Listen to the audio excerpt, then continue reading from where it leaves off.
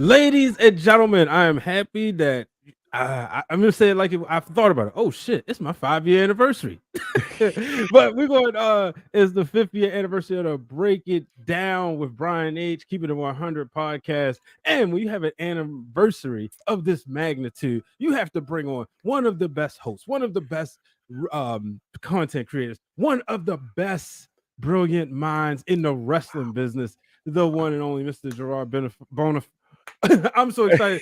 Bona, because I'm about to call you Bonafide because he is Bonafide. Let's get started. We'll get started right after this intro. If I can find it.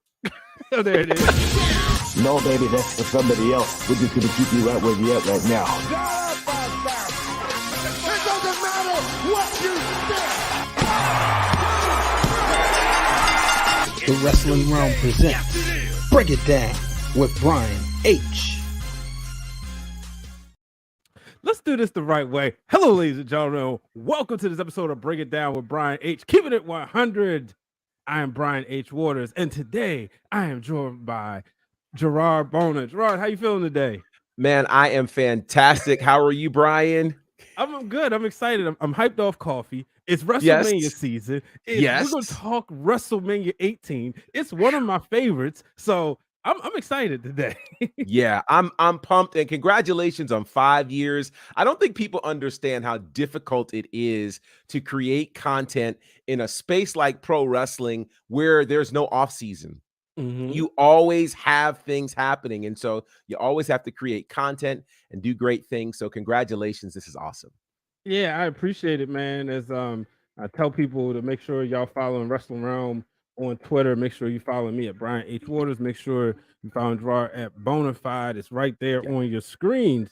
You know, the thing is, to be honest with you, so it's like I look back at it and it's been 11 years, going on 12 years of the Wrestling Wrealm, which is crazy to think, right? 12 years of the Wrestling Wrealm, the brand. The real Dwayne Allen and I started this in school. We was like, look, we want to do a show. We just celebrated 500 episodes total back in October, November, right? Yeah. In addition, this is episode 261 of this show. And it was a point in time where I was doing this once a week and then twice a week when you remember when Raw and SmackDown seems so far ago. You remember when Raw was on Monday, SmackDown was on Tuesday. That's when I started the show, right after SmackDown. Wow. Then when they put them on the opposite ends of the week, right? I was going to try. At one point, I was doing a show after Raw, a show after SmackDown. I was like, okay, this is too much. Yeah. Let me dial it back a little bit. But yeah. Now, we do the Wrestling Wrealm Now podcast every Wednesday night right here on YouTube, on Twitch, and it goes and it's distributed. But I said, 5-year anniversary. And I know you and I had talked on the timeline about WrestleMania. And we talked about WrestleMania 18. And so I got excited. I'm gonna be honest with you. I marked out. I said, wait, we got to create content about this. Totally. Yeah. So, the shout out to Chalk Line because they came out with the jerseys. And when I saw the jersey come out, I said I had to get one. So I got the WrestleMania 18 jersey on last year. It was the jacket. I went 2 years ago. I bought the Chalk Line jacket and the shorts. So and it's actually on my television now. It's always a part of the rotation. It's the one DVD I have twice. You got the Legacy box set, but I also have the solo set as well. Same here. Oh my gosh. I love it. Yeah. So I'm like I said, I'm really excited to talk about WrestleMania 18. But before we get into that, I know we've gone a lot. How are you feeling today? Man, I'm good. WrestleMania season is always a fantastic season. And it was fun going back watching this and all of the things that there's so much happening in the world of wrestling right now. So yeah, it's an exciting time to be a content creator and to get a voice to be able to talk about these kinds of things. So yeah, I'm super pumped. Yeah, man. And you and I met on Clubhouse. Yes, we did. Yeah, shout out to Justin, man. Yes, he brought a lot of us together. Oh my gosh. And Justin be trying to sneak away Like, I'll text Right. him here and there. Shout out to him and his lovely wife. They just had a Yes, baby not too long that's ago. right. But he be They trying to sure sneak did. away like he ain't bring us all together through Right, a like, "You great did this, sir." Yeah, so, but yeah, man, you know, I know you just got finished another show. Talk about that Yes. real quick. Yes, I was with, my good brothers, Mex and A Dazzle of Black Wrestling Alliance. We Shout do a out to show the brothers weekly. over there. I love their content. Absolutely. Those brothers from the UK are killing it, really representing Black wrestling and, again, filling a void that had been in the business in terms of creating media and content that talks about the contributions of African-American wrestlers. So we do a show weekly called Wrestle Extra, which is on WrestleMania's UK channel, a fantastic show, literally just finished it. And I was like, yeah, this is super cool. So I'm honored to be a part of that team as well. Man, look, I'm happy that for you to even go back to back. I promise, as they say in the church house, I won't keep you very long. Look, I am so ready for this, man. Like, look, let's do what we got to do. However long it takes, I'm good. I'm good. But let's talk WrestleMania 18 before we jump Yes. in some of the highlights. Why is it amongst one of your favorites? Well, it's one of my favorites for a few reasons. I mean, it had certain matches that are iconic. Like when you start talking about the history of WrestleMania, there are matches on this card that are always brought up. One of the most widely debated WrestleManias for reasons we will certainly get into. And you could make the argument that it is the last WrestleMania of the Attitude Era. And if you go back and watch it, you'll understand exactly why I say that. So it's all of those things. It's only the second ever international WrestleMania, which was obviously held in the same place as the first international WrestleMania, which is pretty wild in the Toronto Sky Dome. So that's one of the reasons why I really, really love it. We got to see the NWO here. We got to see some things that we don't normally get to see, and a lot of history was made at this WrestleMania. So it's certainly one of my favorites for all of those reasons. Yeah, man. You know, this one for me. So I always get sentimental around WrestleMania, as everybody say. So for one, in '97, my parents cut cable. Said, "Look, we don't go ahead cable." I was like, "All right." So I was without wrestling from June until the following June when I one night saw a Shotgun Saturday Night, and I always kicked myself like, why didn't I know where to find it before we didn't have cable? I wouldn't have this gap. But we got it again in 2001, June of 2001. And it's May of 2001. This is the first one that they ordered for me. And so it was exciting. My mother is a huge Hulk Hogan fan. That's where I get it from. So I remember vividly, I was talking to her earlier today, and I talked to her about this. I said, "You remember WrestleMania 18?" She was like, "Yeah." I said, "That was the night when you said, let me know when Hogan's match comes on." So when Hogan's match comes, I said, "It'll be the main event."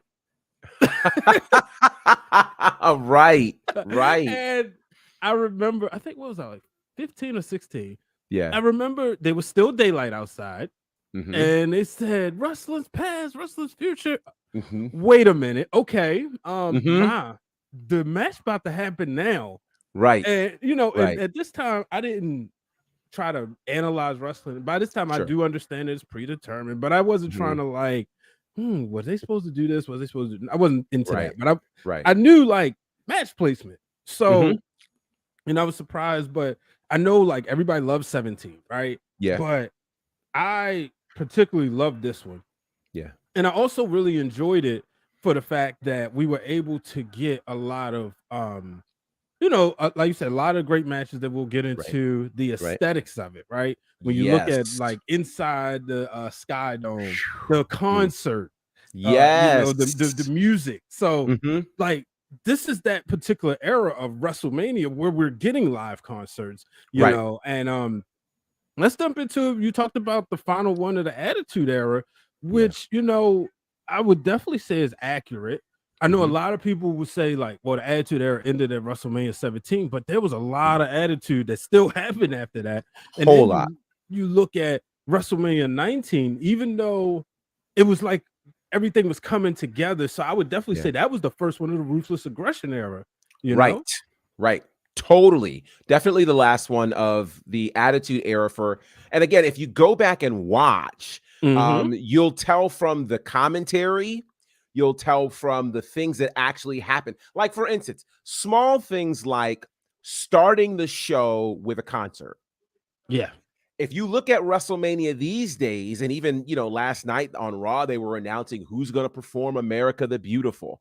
During the 80s when WrestleMania started, it was a big deal. Who's performing America the Beautiful? There was no national anthem for America or Canada at this WrestleMania. That's massive. Yep. Because I believe I thought I remembered who did it for WrestleMania 6. I have to go back and check. But they had it. And so the fact that they don't have it, that again, that's Attitude Era. That is, we are not going to be conventional. We're going to do what we want. And again, they weren't thinking about national pride or anything else like that. They were like, we're going to give you this concert. You're going to like it. And that's how we're going to start the show. Yep. Very, very, very much. And it was all rock. They didn't venture into country. They didn't venture into pop. It was all rock. Very Attitude Era. Yeah, and I actually enjoyed the music. I did too. I really enjoyed the music around there. Shout out to fam. Shout out to Kofi Weaston. Shout out to Jermaine. Everybody watching in. We definitely appreciate y'all coming through. It's a celebration here. And we're going to talk about, one of the greatest WrestleManias ever. But I saw somebody say, they said that 17, 18, 19 is probably the best 3 set of WrestleManias. What do you think about that statement? Ooh, I'm thinking that through because they said 17 to 19. Is that what they said? Or 17 to 19. Like if you look at 19. like WrestleMania's like in 3s. Well, let's see. 14 was really significant. Yep. Because that was when the Austin era began. Then you had 15 after that, which was our first Austin Rock as a main event. And then you had 16, which we saw that was WrestleMania 2000 that had that triple ladder match. It had, the fatal 4-way for the world title. It had Angle, Jericho, and the guy that people don't like to talk about for the European and Intercontinental Championship. Like there were a lot. Matter of fact, the Warrior didn't come back for 16. There was another big thing that happened at 16. So I'm not sure if that was the best because then you had 17 that followed 16, and I will say WWE had a strong run when it came to Manias, certainly during the Attitude Era, and then they picked back up because 21 was strong. Well, 20 was strong. You had 20, 21, 22. Those 3 were very strong as well. Yeah. Where you had 20 with Angle and Guerrero. You had The Rock returning at 20. Then at 21, they go Hollywood. You've got Cena doing his thing, becoming champion, and Batista. And then 22 was massive because really, while 21 was the birth of John Cena at WrestleMania as world champion, 22 was where we had to start looking at Cena as a real world champion when he taps out Triple H.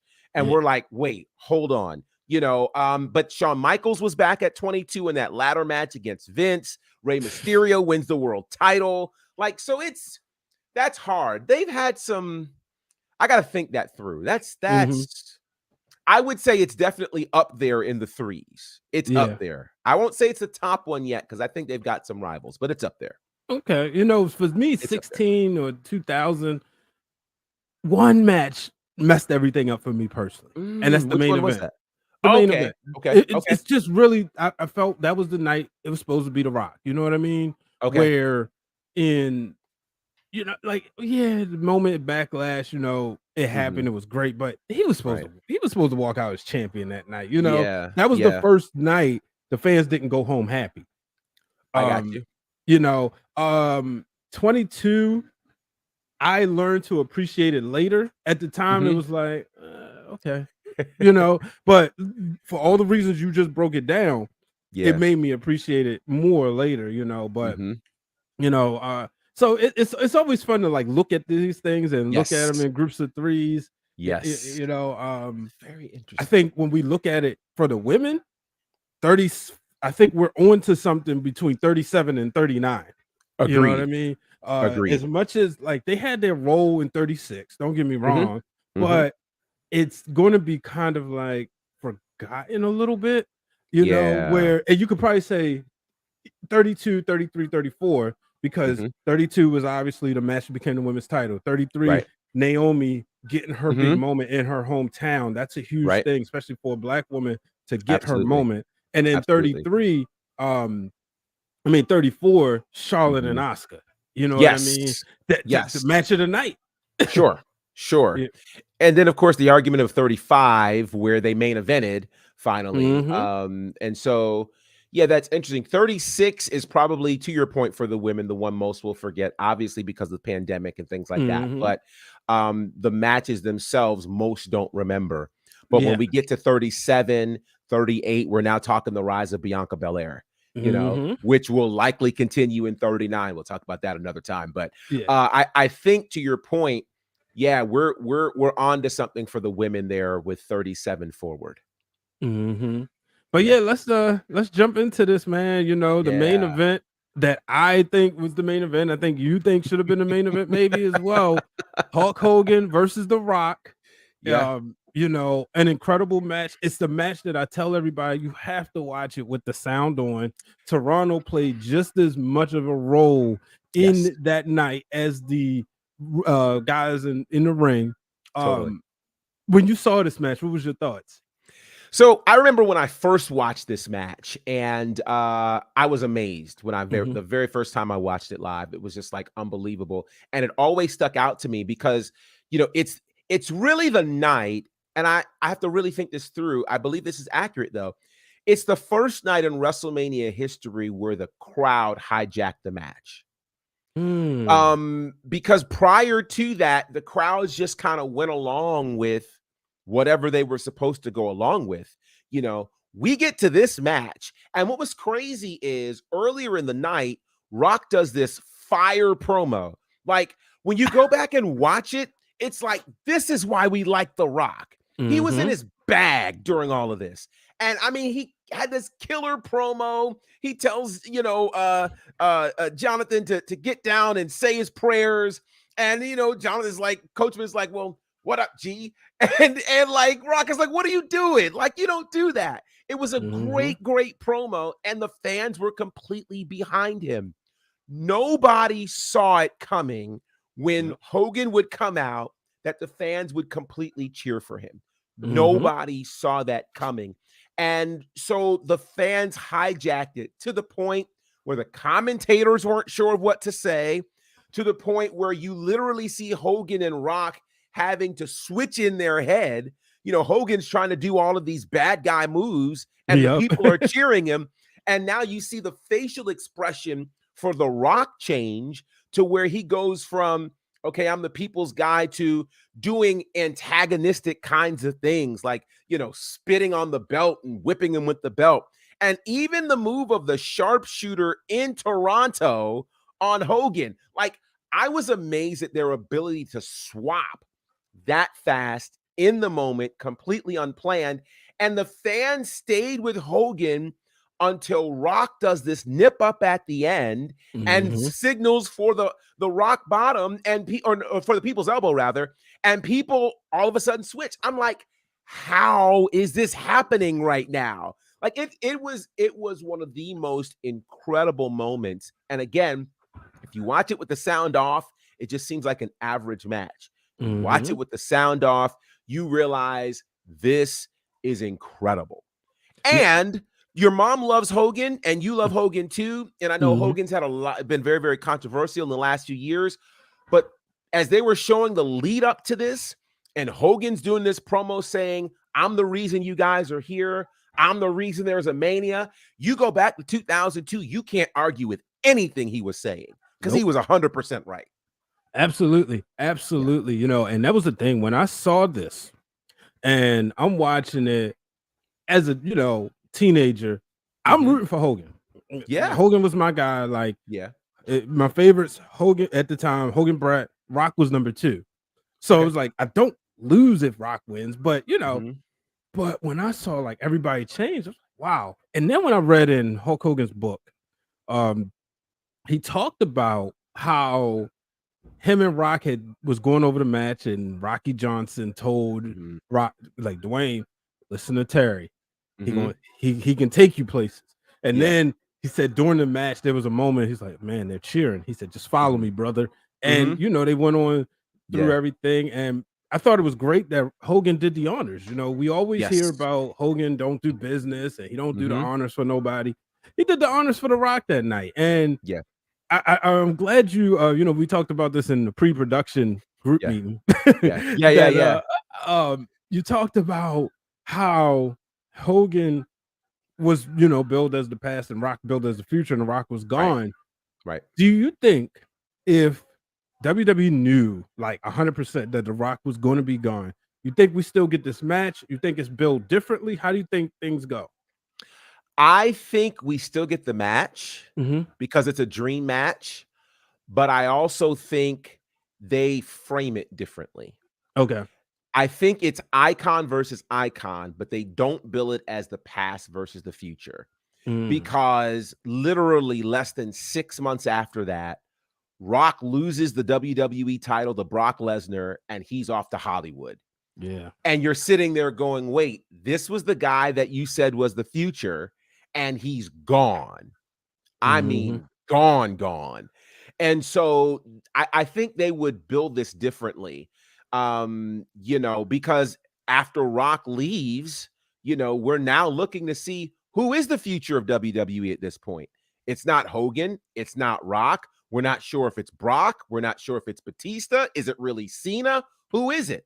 Yeah. We don't know that any of those will be questions when this match happens. But I think if they know that that Rock is on his way to Hollywood, this is not billed as the past versus the future. It's just billed icon versus icon. Yeah, man.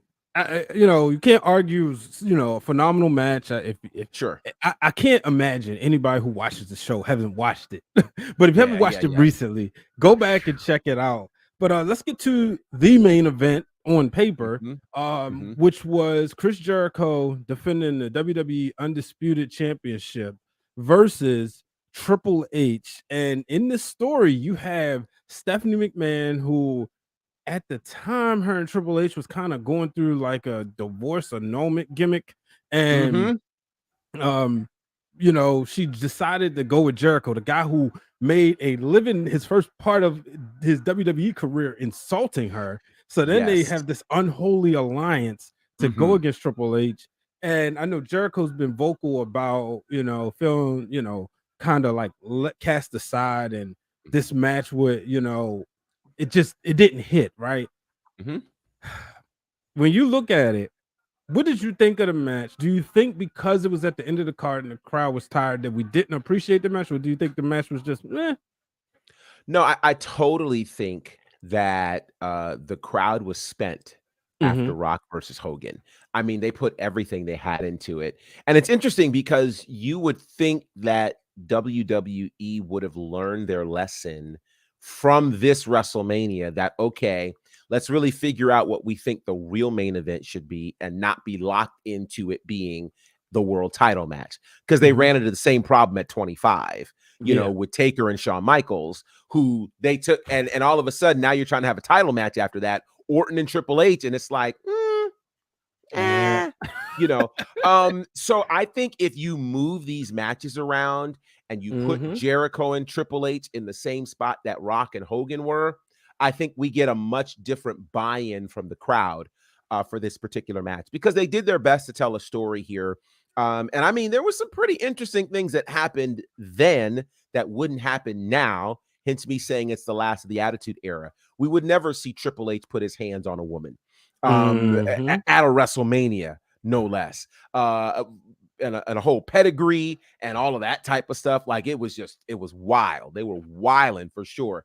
So I think it was still a really solid match. It's interesting watching it now because you now have the legend of Jericho in your head that you did not have in 2002. Back then, he was just the guy who was kind of the placeholder. We still didn't believe him as the world champion at that particular point, because this is just a couple of months. This is literally 4 months after he had beaten Rock and Austin in the same night to become world champion. And none of us were like, yeah. We were just like, this doesn't make any sense. So none of us, so all the more reason why it shouldn't have been the main event, because we didn't believe in Jericho as the world champion in 2002. So yeah, I think they got that wrong. But to your point, I think people would have responded better to this match if it was not the main event and they had left Rock and Hogan at the end. Now let's just go a little step further. Could you imagine if Rock and Hogan was for the world title in the main event? Now we understand Triple H had came back and he was due, but he loses the world championship to Hulk Hogan literally a month later. That's right. Can you imagine if there was some way, shape, or form WWE would have made that match the main event for the world title? So here's where all of this becomes difficult, because the thing that WWE did not anticipate was how the fans were going to completely hijack this situation. Yeah. Like, when I say hijack, I really believe a lot of the things that happened following this was them trying to respond to that fan reaction. For instance, I don't think the NWO was supposed to break up that night. I don't. You know, I mean, for them to come out when they did only had to be in response to Hogan. And then here was the other thing. WWE was so ill prepared that they did not have Hogan's old theme song on deck. Think about it. When Hogan's doing the pose down at the end, it's complete silence. It's to no music. Hogan historically always did the pose down to Real American. They didn't even have it because they didn't anticipate this happening at all. So I never thought about that part. Think about that. They were ill prepared. You don't hear Real American until the next night on Raw when Hogan comes out with the red and yellow. They were ill prepared. So I really believe that this thing upset everything. And then when they got that response the next night, they were like, we got to capitalize on this because we don't know how long we have Hogan for. So now all of a sudden Hogan becomes the number one, because it doesn't even make sense. Hogan loses the WrestleMania match and then becomes the number one contender to the world championship. That doesn't make any sense. But it is them responding. So all of those things, they went into this thinking this was going to be a big match, but they didn't go into it thinking the fans were going to turn him face. They had no idea. And it's crazy. Like, I know Bruce Pritchard has said that it was Triple H's idea when they did the Backlash match. Said, yeah, let's just put the belt on Hogan. Let's shock everybody, which is something else that's hard to believe. All the stuff we hear about Triple H and wanting to hold the title and be on top. For him to say, let's put the belt on Hogan. Now we all know what happened afterwards. You know, it was for me, it was a cool moment. My guy won the belt. I went out. So we didn't get Backlash. But man, when that tape was available at Sam's Goody, actually the DVD, I bought it on DVD. I was in the store and I bought it. Yes, I had to have it. But a match that literally just went off my screen: Scott Hall and Stone Cold Steve Austin. Now, before we get into that part, why do you think it wasn't Austin and Hogan in this match, or even at an upcoming show? That's a great question. And this goes into the line of, okay, the matches that WWE potentially missed. You know, there's a part of me that, you know, and there's some major matches. You go back to Hogan, Flair, WrestleMania 8, which should have happened, never happened. You talk about Sting and Undertaker, which probably should have happened at 31, never happened. You know, them missing these big potential matches. And so here's the tough part in that. Who do you go with? Do you go with Hogan Austin or Hogan Rock? Yeah. Right? Like, that's a tough one. And the fact that we didn't even get Hogan Austin really much at all is kind of weird. So it does feel like Austin versus the NWO was kind of, I don't want to call it sloppy seconds, but it definitely wasn't as marquee as it should have been for a Stone Cold Steve Austin, who was still pretty hot at that time. Well, you know, so I'm, you know, watching the match. You still see, like, and of course, it's early in the night. The crowd is hyped for it. Austin and Scott Hall. Very much. I do think, though, personally, I think that Stone Cold was he was hot. Yes. And if by today's standards would still be over, but compared to where he was the prior 2 years, I felt like he had lost a little bit of the juice. And That's fair. The Rock was so good that it was like, you know, if you look at it, there are 3 matches, right? Yeah. It's Austin over Rock, as far as like levels. I Right. think the second one they're on the same level, and then the third one it's Rock over Austin. So I could understand arguments now when you got people who which one do you choose, Austin? Who you either Austin or Rock? You know what I mean? Right. And shout out to Antonio Banks joining in. He say personally he don't think it will work because of the ECW skit, and then he said Hogan wasn't supposed to win the title, but once he became a face, Vince wanted to his Brit wanted to get the belt while he could still have matches. I mean, Well, I think they were definitely capitalizing on that momentum, and I think you have to. You think about this. Hogan got a 10-minute sustained standing ovation the Raw after Mania. Yep. That does not happen. And this is 2002. Those were some of the most memorable moments. There's no way Vince is looking at that and going, we're not going to capitalize on this. Absolutely, he's going to capitalize on it. And he squeezed as much out as he could. Absolutely, man. Yeah. But Austin and Scott Hall, unfortunately today is the 1-year anniversary of Scott Hall's death. But what did you think about that whole series and that match? I thought the match was really solid. I thought what was interesting, well, there was a few things. One, Scott Hall took 4 stunners, which is crazy when you think about it, because usually 1 is enough, but he took 4. And kind of the way he took that last one was extremely memorable. It was great. I love that. That's one of my favorites. What's interesting also is you have Nash and Hall out there. They both get involved. Austin ends up ultimately overcoming them, which really speaks to, wow, what does the WWE think of the NWO right now? Because the NWO came in, obviously the business, like, they came in and nobody could touch them. Certainly Sting couldn't, Luger couldn't, anybody who was WCW had no chance. Now I know at this point it's 5 to 6 years after the inception of the NWO, but it's the NWO's first Mania at this point. So I would not have expected for Stone Cold to be, as one man, that dominant over 2 ultimately, but he was. So to me, it kind of said, I'm not sure how high the WWE really is on the NWO right now, considering they had just come in the pay-per-view before at No Way Out. So that was surprising to me. Not that I expected Austin to lose, but I don't know that I expected him to overcome both Scott Hall and Kevin Nash in that. So that was interesting to me. It was very, very interesting. A great win for Austin, of course. Solid showing for Scott Hall. But I thought it just said WWE isn't as high on the NWO as we think. Yeah. And it's crazy to see what would happen with them. Is like they was trying, it just didn't work, right? It just like didn't work. Yeah, Shawn Michaels, right? Booker T at one point, like what? Yeah. But solid match. To say the least. One of the things also in this WrestleMania was this is the first time we hear the Undertaker Streak being acknowledged. Yes. And more so like they made a mention at 17 when he beat Triple H, but here you saw the Undertaker finally gesture the number. And I think this match is kind of forgotten about, him and Flair. Like, I agree.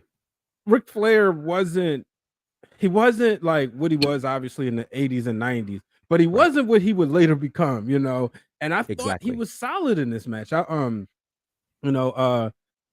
working on this piece for the Ringer, and it's going to be WrestleMania matches you've forgotten about.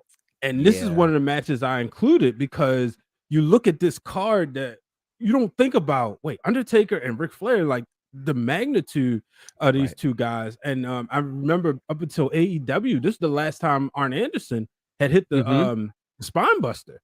That's right. And like I said, I thought this was a good match, especially for that version of Undertaker. What was your thoughts?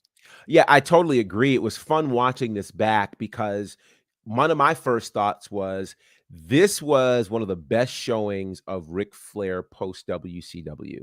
It really, really was. I mean, we think about his last match on Nitro when he was so out of shape that he wore a t-shirt, like, and so he comes into this space basically about a year later. He's in decent shape. He's doing more than his chop and his low blow, right? Yep. He's actually doing things in this match. And so when I watched it, I thought to myself, holy cow, he didn't retire for the first time until 6 years later. Yeah. 6 years. So we hadn't had Evolution at this point. We hadn't had his retirement run. And I'm just going, I would have rather him gone out the way he did at this Mania than all of the other matches that we saw with him, because at that point, now you go back and watch those matches, man, that last run that he had, he was literally, it was a finger poke, a chop, and a low blow. Yeah. And then an attempted woo with, a figure four. It was not the Ric Flair that was the legend. So I'm glad that this Ric Flair that showed up for WrestleMania 18 was worthy to be in the ring with The Undertaker. He took The Undertaker to the limit, which I thought was significant, given the 2002 version of The Undertaker was a problem. It was a problem. You know what I mean? And so it was like, wow. And then to see both the commentary team and Taker actually acknowledge that, okay, we're at 10-0. It's really arguably the birth of the streak. Yeah. Because they didn't talk about it in the previous 9 matches. But now that we're getting into it, now we have another thing that we want to watch for WrestleMania. Yeah, we want to watch the titles, but who's going to stop that streak? Because everybody wants to see who's going to beat the undefeated person. So I thought this was a great match, and you're right. It's a forgotten one that showed, and I think it's aged well. Yeah. Because it really shows, okay, Flair still had something left to contribute in the ring in 2002, but we were really toward the end of the great Ric Flair. Yeah. And then when you look back at, to tap on the streak real quick, do you think Brock should have been the guy to end it? So I was there when that happened. And I will never forget that feeling of when the 3 count happened. It was like time stood still. Literally, we all were looking around like, what just happened? That was not supposed to happen. And nobody could believe it. And it felt like it was an hour between the time that 3 count happened and the announcement happened of who won. And then the graphic shows up 21-1. We were in pure shock. Now, I think they did it because it was the first Mania on the new WWE network. You want to get people talking, all of those kinds of things.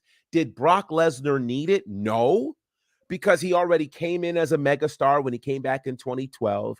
He was going to be a megastar from here on in, and I ended up having a problem with it long term, because when you get to 2016 and you have Goldberg beat Brock in 86 seconds, and I'm like, this is the guy you gave the streak to? You got to be kidding me right now. So I don't think Brock was the person to do it, because whoever was the person to do it would ultimately need that lift. And as strange as this sounds, it might have been a better move to wait until Roman did it. That would have been the move. You said it, I was at 33 when Roman won, and we all thought that was it. We thought that was the final match. Right. And I remember, shout out to my bro Corey, he said, because he was at both of them, he said, the feeling, if we would have got this being the last one, this feeling would have been, even bigger. Right. And, they already knew what they wanted to do with Roman. They just didn't know how to get there. Everything we see now, that's what was the vision for Roman Reigns. So if he would have had that to add on to the belt, especially him being the tribal chief, my goodness, yes, he'd be unstoppable. Shout out to Krista B watching. Hey, from Krista Facebook. B, good to see you. Yeah, she just celebrated her birthday, so happy birthday! That's right. We was on those wrestling girls Thirsty Thursday last Thursday, so we were celebrating her birthday. Now, Banks makes a point. He said he didn't originally think Brock should have been the one or that needed it, However, seeing how much longer we've had Brock, he think it was the right decision and says that it made him more of a much boss level. And to your point about Goldberg, I always felt that Brock did Goldberg the favor of restoring the legacy, especially after WWE had talked so much trash. Now, in WrestleMania season, we have a tendency to watch some bad matches. Let's go. I can't believe I'm going to admit this on air, Mhm. but I just watched Brock and Goldberg for WrestleMania 20. That was bad. It was horrible. And you it's funnier when you watch it with somebody. And it was so like, first of all, they take 10 minutes to lock up, and then you could even see the frustration of Stone Cold's voice. You can see the announcers like, what, you know. And I remember before the match, Jim Ross saying the 80 or Vince McMahon saying the 82nd Airborne gonna need to be there. And I remember when I watched that match, I was with my friend Alan, and we sat there and we looked at each other afterwards. And mind you, we're like, we're 17. We're not breaking down matches, you know. And we're just like, man, that was trash. As Krista B just pointed out in the chat. So, you know, so we ain't got to talk about that much no more. But I was just saying, like, after WWE had kind of like, you know, did all the talking in the talking head videos, they restored his legacy with that win. And, you know, thankfully at 33, they redid the match the way it should have been. I want to transition to the women's match because on this night, man, we had Jazz go over on Trish and Lita. Now, I'm going to be fully honest. 15-year-old me was not happy. I was, you know, everybody knows I'm a Trish Stratus fan in Toronto. You know, she comes out there with the flag. Like, come on now. But long-term history, this is the first time a black superstar successfully defends their championship at WrestleMania. You know, so I think this is good. I hope and pray soon Jazz gets into the WWE Hall of Fame. I know she was recently inducted into the Women's Hall of Fame, but I hope she gets her flowers in the WWE Hall of Fame as well. But overall, I thought this was a good match, you know, especially these three ladies. We saw the women's division would take a dive down in the next few years, but they would, you know, ultimately rise back up. But overall, I thought this was a good match. How about you? I thought it was a great match. The problem here, and especially watching it back, the problem is Jazz was so far ahead of Lita and Trish that nothing they could do could keep up with her. It was almost like we were watching. It was like Jazz was brought in the wrong era. Oh, definitely. Jazz was this era's kind of wrestler, and she was trying to bring that to these folks in 2002, and they weren't trying to have it. And so that's one of the reasons why I think Jazz doesn't get honored in WWE like she should. Because if you think about what Jazz did, Jazz is who really kind of paved the way for the Bianca Belairs of the world, who's able to really be strong style, who's able to be athletic, who's able to have a very athletic build, and get it done. She was no nonsense. I mean, she ended the match with a fisherman suplex off the top rope. That was not happening in women's wrestling at all. I mean, she was head and shoulders above them. And 2002 Trish is definitely not the Trish that made it to the Hall of Fame. It's definitely not. So I think Jazz doesn't get the kind of flowers that she deserves because she was incredible, but they weren't ready for her. And it bothers me looking back at it because it's like, it's clear all they were interested in is, okay, what does this girl look like? Not what can she do in the ring? And that was punctuated, of course, by Jerry Lawler and punctuated by stuff he said during the tag match that had Stacy Keibler and other things. So it was very clear. And even there was a comment that was made. Well, do you, Jerry Lawler asked Jim Ross, well, do you like Jazz? And he's like, athletically, yes. Would I want to take her to dinner? No. And I'm cringing because I'm like, eek. But this is Attitude Era, you know, and again, they weren't obviously thinking about those kinds of things, but the focus was so different then. And that's why Jazz doesn't get the kind of flowers that she deserves. But go back and watch that match. Jazz's style then is very 2023. And so therefore she was really ahead of her time. You brought up a good point. She was ahead of her time, but also you could make an argument that that the women of the past, is such as your Alundra Blazes and your Bull Nakanos and your Aja Kongs, could have put on the match that Jazz would have thrived in, and had a true dance partner. Absolutely. And unfortunately, like, we never got we got one Alundra Blaze match at a WrestleMania, that being WrestleMania 10. Which is ridiculous that you didn't have a women's match from 2 through 9, and then you finally get one at 10 and don't get another one until 14, which is a mixed tag match. Crazy. Yeah. Crazy. And then we got the whole series where we're just getting one women's match, where I think I personally think you can do, with the right stories, you can have 3 or 4, maybe 5 women's matches, but I'm thinking, like, man, you imagine if we would have got a Jazz and Alundra Blaze on the same card. Now, we all know Medusa would do what she did in WCW, so we couldn't get that. But, man, so many dream matches. Shout out to WWE 2K out now. We could definitely have them there. Yes. Oh, man, but, before we get out of here, man, where do you rank this WrestleMania? Do you put it top tier, middle, or... I know you don't put it at the bottom, so there's no point. Oh, definitely not at the bottom. Definitely not at the bottom. I would certainly put it, if we're looking at tiers and we've got 39. We're definitely easily in the top third without question. Because again, there was so much history here.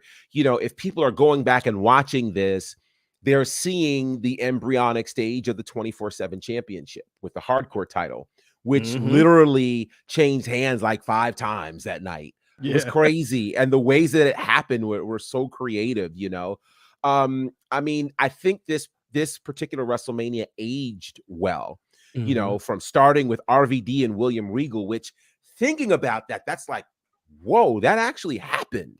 That happened. That was a WrestleMania that we saw WWE invest in what they considered their new superstars. There were a lot of folks debuting that Mania, whether it was RVD or Christian in his solo context, or DDP or Edge in his first match, Booker T's first WrestleMania match, and it was Edge's first solo match. I want to be clear on that. So, you had Maven from Tough Enough, who walked in as the hardcore champion and ultimately left as the hardcore champion. So there was a clear investment in the future in this particular WrestleMania, while also honoring their stars and honoring some previous stars as well. So I think it's one of those that stands up well. Again, it's the last international WrestleMania that they had, which says to me it's probably about time to start considering international WrestleMania, though I know US fans don't want to travel abroad to see WrestleMania. I get that. But it's a very strong WrestleMania. Yeah. Now, how do you compare it to 17? Question. It's tough. It's tough because 17 was a very strong WrestleMania, and it was strong for a lot of reasons. And, it depends. So in terms of iconic matches, you got 17 with the main event with Austin Rock. You got 17 with the TLC match. You got 17 with, Shane versus Vince. There are a number of moments in 17 that stack up compared to 18, where 18, obviously everybody talks Hogan Rock. We can talk and add, Taker Flair to that and a couple of other things, but there aren't as many matches in 18 that people consider to be go-tos like they do in 17. So that's tough. Hogan Rock was so iconic. Like it was just one of those things that even makes up for the main event that felt lackluster in 18 because that was so big. So it's tough. I'd probably have to give 17 a slight edge. But I don't think it's enough of an edge where 18 should be forgotten, because I think 18 should be mentioned in that same conversation as 17 because it followed 17 very well. Now, what about 19? Whew. Now, 19 was the entrance of a different era. Mm-hmm. And I think we have to acknowledge that there were some major things that happened in 19. Yeah. From Austin Rock and Austin's retirement match, which held true literally till last year. You know, who can forget Brock and Kurt Angle with Brock doing that crazy, you know, that shooting flip star off the press. top, the shooting star press where he nearly killed himself. You know, that was just nuts. Taker continues the streak there. You get the return of Shawn Michaels, you know, that Jericho Michaels match, which was a 5-star match by all accounts. You know, you get Hogan and McMahon, right? Like, geesh, a match we never thought would happen. That happened. So, and then of course, Booker T and Triple H. And I think the controversy leading into that is obviously noteworthy. I think 19 is forgotten and shouldn't be. 19 was much better than people give it credit for because of everything I just mentioned. And again, it ushered us into the ruthless aggression era. It's definitely one I keep in the top tier as well. Yes, absolutely. Because those last 5 matches, you could have closed the show with any of them, right? Absolutely. And I'll say 4 because Jericho Shawn Michaels was, you know, arguably the match of the night, but you didn't know it until it happened on paper, right? Agreed. Triple H and Booker T was a world championship match. Now, obviously, like you said, if it wouldn't have been so bad if they didn't go where they went during the promos. And Daniel Bryan and Kofi Kingston showed us that later. You can go far without going there. And, you know, ultimately, Kofi will win the championship. But you could have closed with Hogan and Vince because of the history, because of the WrestleMania, who's responsible. You could have closed with Austin and Rock because it's Austin and Rock. And, you know, this is one I think they made the right decision. But I will say this. If Brock Lesnar hits that move, I think this is a totally different WrestleMania outlook. And I think it's probably the one that's held possibly higher than 17 just because of the video packages, just because it's being Brock Lesnar, especially if Brock doesn't leave. You know, you also got John Cena in the pre-show where he had the makeshift Fabulous and Jay-Z, and he said main event WrestleMania 20. Now, he was 3 years early, but we saw him coming, you know. It was a bold weekend. I think he called him B2 or something like that. Yes, B squared. B squared, you know, and that was another one where they had a concert.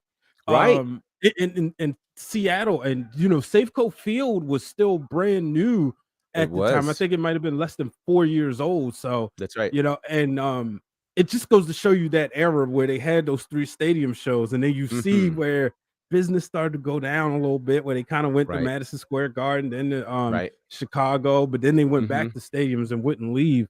But man, you know, it's always fun. I always love during this time of year. I watch WrestleMania throughout the year as well, but you know, randomly. But during this time of year is when I really dive in, and you know, I don't watch them all at once. Right before 31, I thought 31 was going to be bad, so I watched every WrestleMania from start to finish at the end of January. So like I said, if this WrestleMania is bad, at least I enjoyed it. Now that was very exhausting, but I ended up enjoying 31 more than I thought I did. But it's amazing to see how much stuff changes from year to year as well, especially when you go back and you see stuff like that, you know. And this year we got Cody and Roman. Last year Roman won the championship and Cody was making his return, you know. Is there anything in particular you're looking forward to the most this year? Whew. And will you be there? Well, I'm working on being there. So awesome. I'm working on being there. So I'm excited about that. And so link. Oh, for sure. In terms of things that I'm looking for, obviously Cody and Roman. I'm interested to see how this plays out. I think coming after Rumble, it was almost a foregone conclusion that Cody would take it. More and more, there's an interesting case being made for Roman walking out as champion still. So how all of this plays out will be extremely interesting to me. I'm looking forward to that. I'm definitely looking forward. I think, you know, a lot of people have been talking about the buildup for Asuka and Bianca, that it hasn't been the greatest. But I think as we saw with Bianca and Sasha, the lead up doesn't have to be great if the match is great. I think the match is going to be great. I'm looking forward to some surprises because I feel like Triple H is going to be in his bag and he's going to pull out some things to make us go, oh, this is why we wanted Triple H here. So I wouldn't be surprised to see a debut or two, some things coming out of the woodworks. So I think it's going to be a great WrestleMania. And let me tell you what else I'm looking forward to. Dominic Mysterio and his daddy. I don't think enough people are talking about the gold mine that is Dominic Mysterio because nobody saw this coming. Nobody saw Dominic kind of being that breakout star. We all thought, okay, he's finally gone solo. This is going to be whack. We can forget about him. But literally, he has gone in and become a star. I mean, it's incredible to watch. And for everybody who has said what they've said about the Judgment Day has given us stars. They've revitalized Finn. Rhea is killing it, winning the Rumble. And now you've got Dom. Like, they're all winning to me. So I'm looking forward to how we get to Dom versus Ray. I think a lot of people are thinking something's going to happen at the Hall of Fame. And if it does, that's going to be insane. Dominic's going to do something. And so I'm here for it. So yeah, I'm definitely here for Roman, Cody, Bianca, and Asuka. Of course, Rhea. I got to see Rhea win. I think that's going to happen. And Dominic and however he lands on things with Ray, it's going to be intriguing. Yeah, I'm really excited about this. I think with Bianca and Asuka, I actually like this buildup. It's slow, it's slow cooking, and I don't think it ends at WrestleMania. Win, lose, or draw. I think it's really giving me Shinsuke AJ vibes all over again, and where we will see Bianca have to go to another level mentally, even if she loses to get the title back or what have you. Krista B is hoping that The Rock is there, which I am hoping, especially. I want to see I wouldn't be surprised. I wouldn't be, because I think he's been deliberately staying away from anything WWE. He's appeared everywhere, everywhere. The Grammys, the Oscars, he's running the XFL, he's doing all this stuff.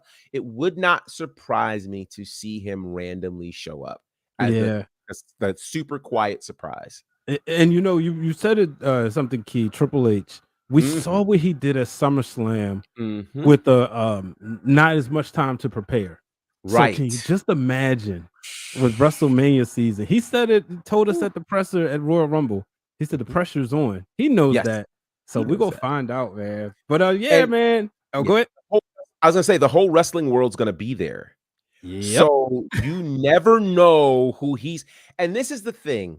I love pro wrestling. I love all the dirt sheets or whatever. And then I hate them because everybody thinks they've got it figured out. I think we're about to get shocked. I think we're going to get shocked with some people showing up we don't expect because everybody's there.